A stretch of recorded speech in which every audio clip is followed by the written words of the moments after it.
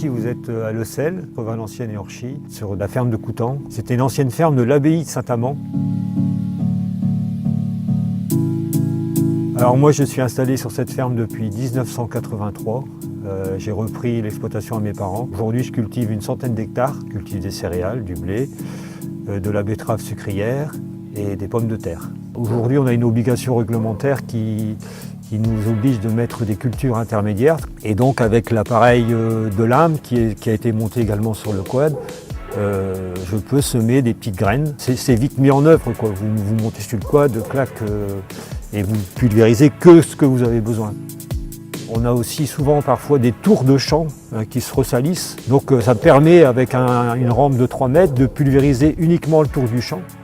Un gros avantage du quad également, c'est que c'est des pneus basse pression, donc on ne voit pas où ils passent, quoi. Il y a des fois où vous ne pouvez pas passer avec un tracteur, mais le quad, pour l'anti-limace par exemple, c'est imbattable. Les betteraves, on les sème à 45 cm d'écartement entre les routes, donc le quad il est juste à la bonne voie pour passer entre les routes de betteraves sans abîmer du tout. Et puis après, pour aller faire mes petits tours de plaine dans les champs, vu qu'il est là, je prends le quad.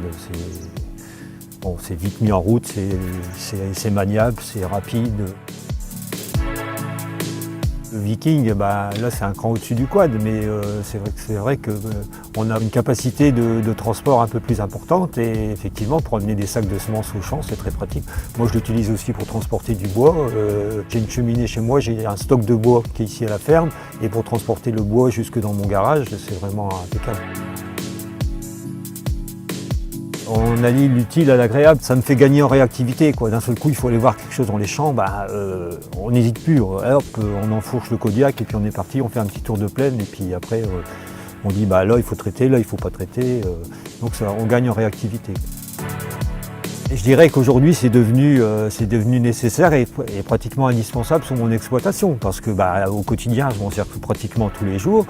Et c'est comme vous, et je suppose, c'est votre téléphone portable, quoi. Demain, votre téléphone il tombe en panne, ça va pas. Il vous faut un autre téléphone tout de suite. Ça fait partie de notre quotidien. Voilà.